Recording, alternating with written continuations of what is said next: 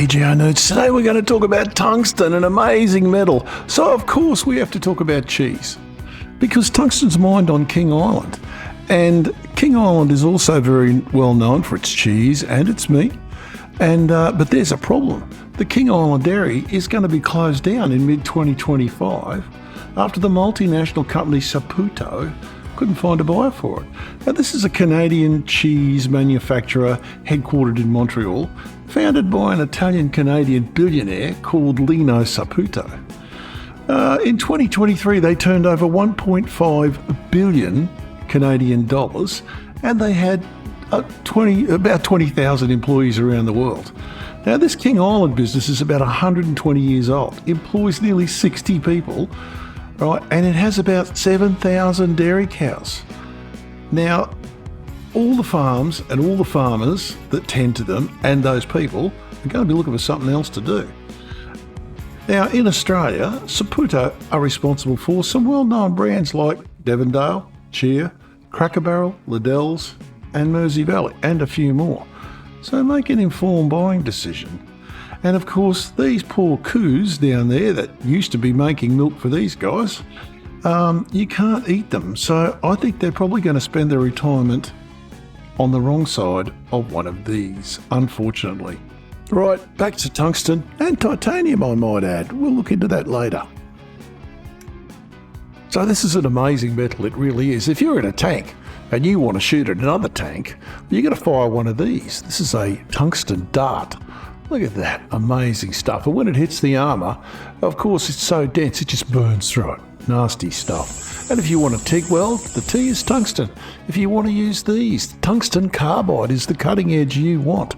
It's amazing stuff, very hard. And if you want to go down the pub and throw a few darts down, well, everyone knows if you want to throw 180 tungsten darts, that's what you need.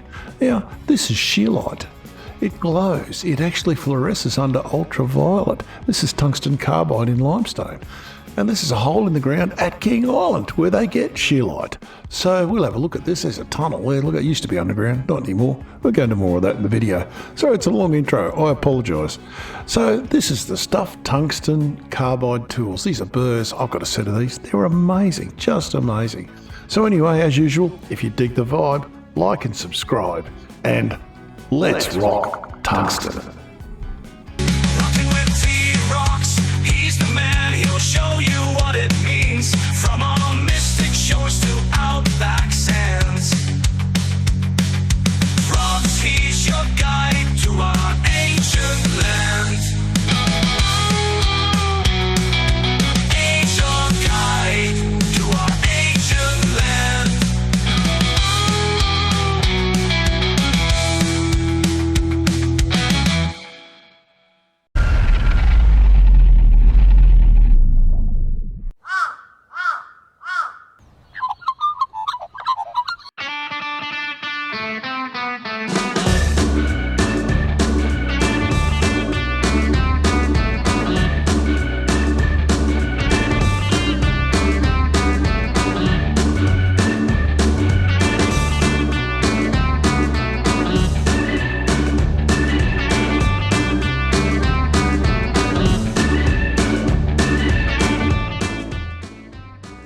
Well, folks, there we are. We just came out of downtown Melbourne, over Port Phillip Bay. There's Geelong down there, and we're heading to King Island in Bass Strait. It's not very far. Look, there's the ferry going there right now. There's King Island. Now, King Island is noted for an amazing dairy industry, great seafood industry, and it's just a beautiful place. But it's also got a deposit of tungsten ore, and in this case, it's scheelite, which is tungsten carbonate. So this is in limestone. So you can see the island there. It's a beautiful, beautiful place. I have flown into there a couple of times when we were in the Air Force, and it was just lovely. So here's the mine. You can see it coming up there, town just next to it. And this used to be an underground mine. The ore body outcropped to the surface. They dug it down with an open cut, then they went underground. And since then, you'll see some photos of the underground mine with the portal, but since then they've actually converted it to a completely open cut mine. They're putting all the overburden into the ocean there and making King Island a little larger. And there we go. There are huge deposits of tungsten here. Huge deposits. So I will... yeah, look at that. That's just gorgeous.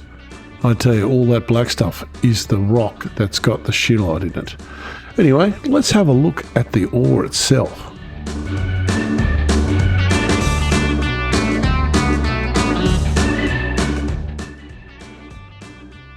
Well, here we have what was called the Grassy Mine, probably in the 1960s, I'd say. This is while it was still an underground mine. Here's the portal. This is no longer there. This has all been dug out.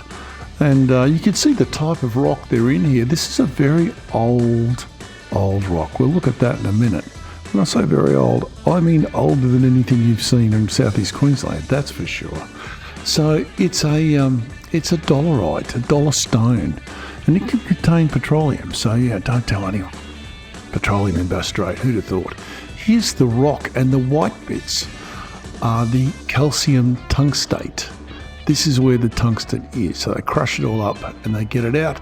The scheelite is the active mineral here, and it of course fluoresces under ultraviolet light. It is a very, very pretty mineral. I wouldn't mind a bit of this myself. Anyway, let's have a look and see how it got here.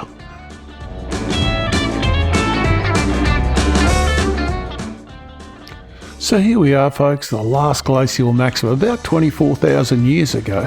This area was a vast plain, and King Island was a plateau on that plain with a massive lake in the middle, about 80 metres deep. So it was an amazing place. Here's the geology of what we can see today as King Island, and it's very old. Some of this stuff is really old. I'm talking a billion years. So let's have a look. First of all, we have this amazing formation that's in light blue. It's Neoproterozoic. It's nearly a billion years old. And this purple stuff here is a granodiorite, but it's also Denovian. It's nearly 500 million years old. This is really old gear. And this is the muddy stone. This fault running through here is what's caused all of this stuff to come up. So this green formation here, this stuff is Pryogenian. And that's back here in the Neoproterozoic again, a billion years old. So this is seriously old strata. Let's look at why we've got this concentration. So this is the grassy geological map, and there's a few features here. There's the mine down there, of course, and what you can see is that's the second mine there. That's called the Bolt Head Mine, and this line here, which is called the Grassy Fault, runs right through the place, and all of the mineralisation is around that fault because these are hydrothermal minerals. So in this image you can see three mines. There's the Grassy Mine down the front here, operated by Group 6 Metals. Over the back there's one called the Bolt Head Mine, also operated by Group 6 Metals. And right at the back you can see a place called Narracoopa. That's actually a mineral sands mine where they're mining titanium. And all the mineral sands, the same ones they mine in Queensland, rutile, ilmenite, etc. Well, the history of tungsten goes back to the 17th century. At the time, miners in the Erzgebirge Mountains of Saxony in Germany, well, it wasn't Germany then, but we'll get to that later, noticed that some of their ore would interfere with the reduction of cassiterite. And cassiterite is the main ore of tin, and produce a weird slag. And they gave that name wolfert, or wolfram, which meant basically wool spit or something like that. So scheelite is named after Carl Wilhelm Scheele.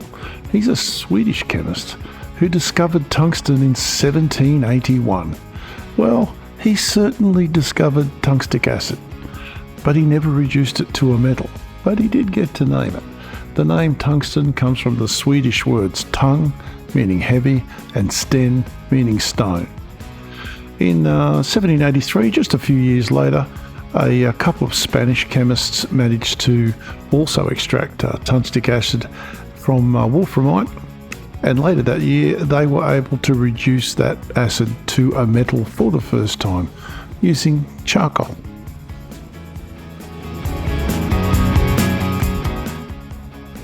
So if we want to get from rock to metal, we've got to start. Scheelite here is a carbonate. This is wolframite. This is not a carbonate. And it's in quartz or granite, so obviously have to be ground up. This is wolframite from North Queensland, actually, from the Mount Carbide. We'll look at that mine in a little while. So, yeah, with scheelite in particular, we've got to grind it up. And we float it to get all the rock out, the silicates out, and we end up with basically calcium titanate, which is this white powder. None of you North Shore Sydney people get excited here. What we've got to do is bust the calcium and one oxygen on, because all of the metal processing requires this, which is tungsten trioxide. We feed it in. There's 2 stages here. You can pause this and run through it. I'd be lying to you, tell you I understood everything in here. But the thing I do understand is these temperatures. That is a lot of energy required to get to this, which is the tungsten metal, which I think is absolutely gorgeous. It really is an amazing metal. You can buy those cubes online, actually. Here's another bit of it. Someone stuck their fingerprint on it. So that's how we get here. Now, we have this metal in Queensland. So let's go and have a look at that.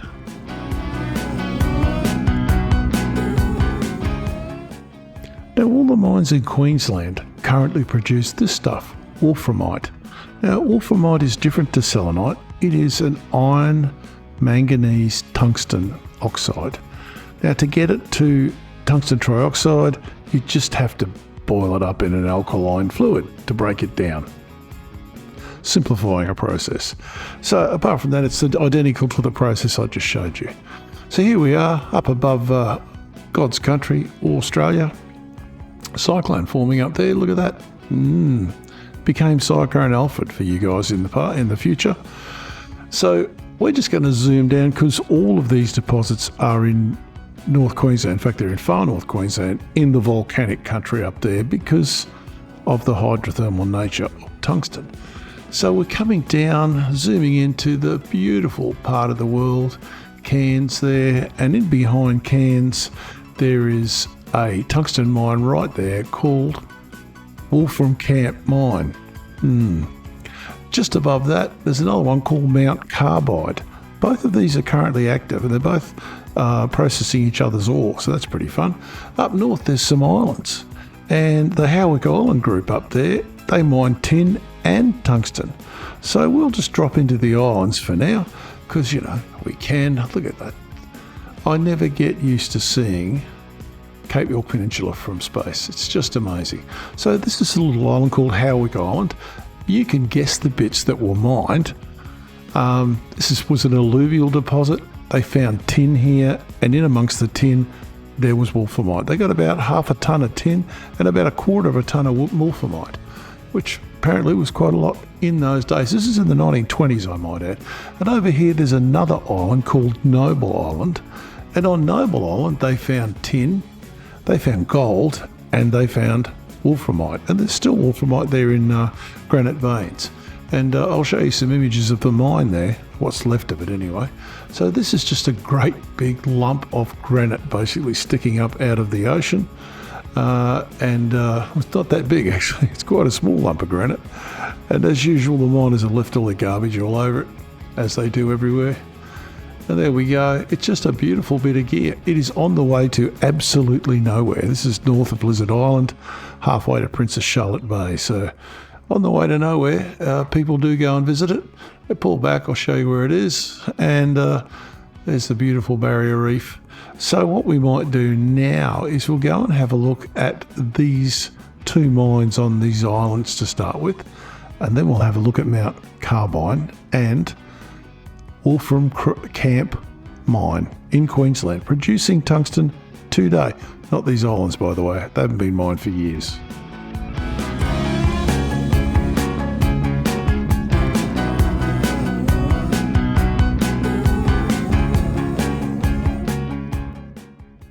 Well, people, this is Howick Island. It's a beautiful little island in the Coral Sea there.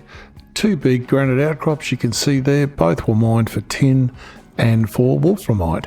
And it's gets its mineralisation from these granite intrusions here, 2 pieces of granite. Now, this place is Noble Island. As you can see, the miners have just left all their crap lying everywhere, as they usually do. Wish they wouldn't do that. You can see this looks minerally altered, and it is. It's not actually granite, as I said in the fly-in.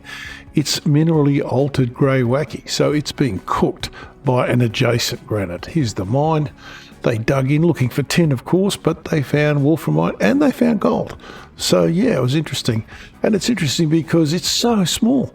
But that rock group in purple there is the Hodgkinson group, and it's exactly the same rock group that Mount Carbide and the Wolfram Camp mine are on. The same group, all those hundreds of kilometres to the south.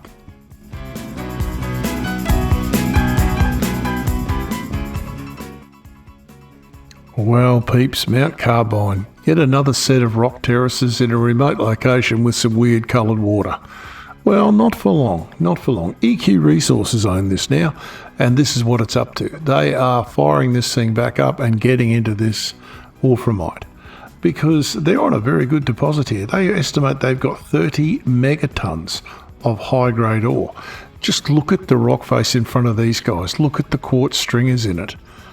That is just mineralisation. It just looks fantastic, and I'll bet there's other minerals in there as well. So here's the geology. The purple is the Hodgkinson group. This is the group we came across up on Noble Island. And it's down here, and it's mineralised. Amazing stuff. And they're clever buggers. They've actually started a quarry as well. So EQ have quarries out there producing different types of gravels and aggregates to service the community around them. Go for it.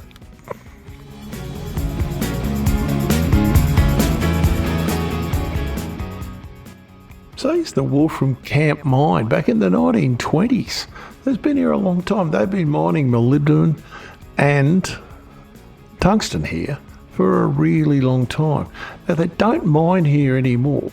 Here's yet another set of rock terraces with some weird coloured water in it. But they are processing the tailings, getting the tungsten and the molybdenum out of the tailings of the old mines. Here's the mine, here's the geology. The purple at the top is the Hodgkinson group again. Here's a bit of wolframite from Mount Carbide. It's a gorgeous looking mineral. Have a look at that, will you? There's a lot of tungsten in that black stuff, there really is. So anyway, let's have a look at why everyone's talking about tungsten all of a sudden. What's changed in the world? All of a sudden it's tungsten this, tungsten that. Let's have a look at it.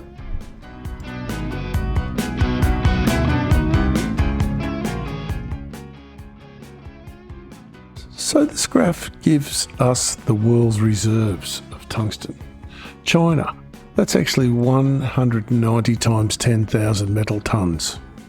I don't know what that means, but 57%, that means a lot.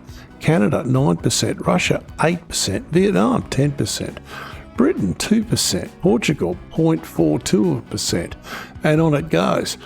We are locked into the other countries. We're just in there somewhere in Australia. Now, this is a really strategic metal. We'll have a look at its uses just after this, and you'll see without it, the modern world does not exist. Here's a global map, and if the production is in blue and the significant reserves are in green. So you can see China, Spain, even Britain, Russia, producing. Australia, great reserves, no production. United States, Canada, no production. Why? This is in 2018, I might add. Well, it's just cheaper to buy it off China, which is why they have 82% of the world's production of tungsten products and tungsten metal. So that's about to change because China have decided, they don't want to sell metal to people. They want to sell products. Here's Australia's tungsten mines. We've got we talked about the one down in Bass Strait, King Island. There's also one over on Tasmania. It produces another metal, but tungsten is a byproduct. We talked about the ones in North Queensland. We've got ones in Western Australia. We got them in the Northern Territory. There's plenty of them there, and these people have got it all at the moment, and they've just decided, especially to the United States, no tungsten. You can buy tungsten carbide bits off us, but you can't buy tungsten metal. Oh, the United States is panicking. And so is the rest of the world. Here's the tungsten price. Now, this is 2023. It's gone up quite significantly since this as well. Now, this makes our tungsten mines in Australia far more financially viable. So all of a sudden they're opening up everywhere. Surprise, surprise. Here are our reserves. Dolphin, Tasmania, that's King Island. O'Carrigan's in Western Australia, I haven't spoken about. Mount Carbide we've spoken about. Watershed I haven't spoken about. It's on the same group, the Hodgkinson group, as Mount Carbide in North Queensland, but it's a new mine. I know very little about it. Don't know anything about that one. And Cara is that little one in Tasmania that gets tungsten out of its production of magnetite. It's a byproduct. They still do produce it.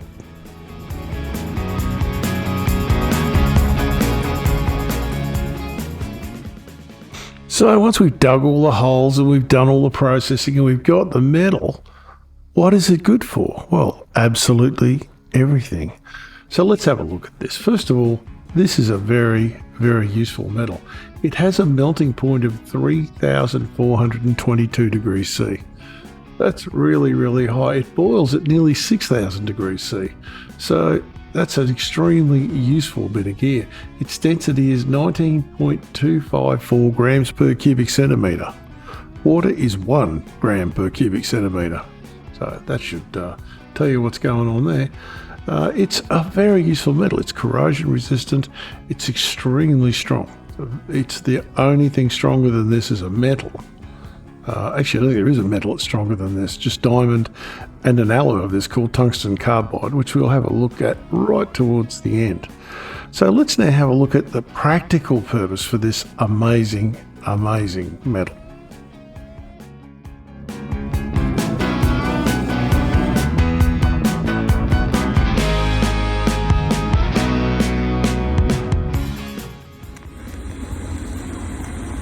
So first of all, let's start with the biggie, TIG, tungsten inert gas. That electrode that's glowing red is made out of tungsten. Now, everything is welded with TIG. Elon's rockets are welded together with TIG welding, I guarantee it. The stainless steel piping at the King Island dairy was probably welded together with tungsten that came from the ground beneath them at some stage. So this is a big one. Vehicles, everything, medical stuff is all TIG welded. Anything that's important gets TIG welded. Aircraft is all TIG welding. So, and this is a big use because these things are consumed. They also have a bit of thorium in them if they're good ones. So tungsten inert gas, TIG welding, that's a big one. So how many of these things do you reckon we've built over the years? Billions. Absolutely billions. And every one of the old style light bulbs had a tungsten filament in it. Now you say, yeah, well, that's Edison invented that. No, he didn't. Edison's an idiot. I don't really like him. This was actually invented by a guy called William Coolidge in the 1910s. Edison's light bulbs had carbon filaments and they lasted about 20 hours, which he quite liked because, you know, he could just sell you another one. Anyway, we won't get into the great light bulb conspiracy here, but tungsten was in every one of these filaments. They're sprayed with a few secret herbs and spices to make them last longer. Yeah, right. Anyway, we will see. Let's get on to some stuff that's fun to play with.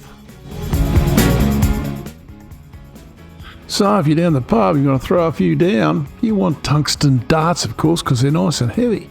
If you're out fishing, you want to throw something a long way, you need a tungsten fishing lure because it's nice and heavy. And if you want to swing and hit the little ball with the stick, you need a tungsten iron because it's heavy. And you can even get a lovely tungsten ring to wear. I don't wear rings, but if I did, I'd wear one of these. And if you're really sick and you need to be injected with something that's very radioactive, the person giving you the injection needs to be protected. This is a tungsten syringe specifically for injecting radioactive isotopes into sick people. Well, folks, these things are, of course, tungsten cord bullets. They're tungsten and tungsten carbide. We'll talk more about tungsten carbide in a bit. But right now we're talking about tungsten metal. This is a sabot dart fired from a tank, and it's an armour-piercing round made out of tungsten metal. And when it hits armour, it burns through it. This is what they look like. Tungsten. Now that penetrator could be tungsten, it could also be depleted uranium. And the big daddy, of course, is the rod from God. This is a tungsten telegraph pole in orbit with a schmaltzy guidance system on it that just falls out of orbit, and the kinetic energy will destroy a city. No radiation, no problem, gone.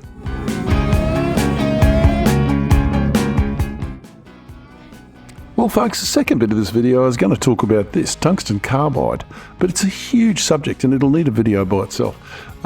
This is a tungsten carbide scriber. You can scribe glass, ceramics with this, no problem at all.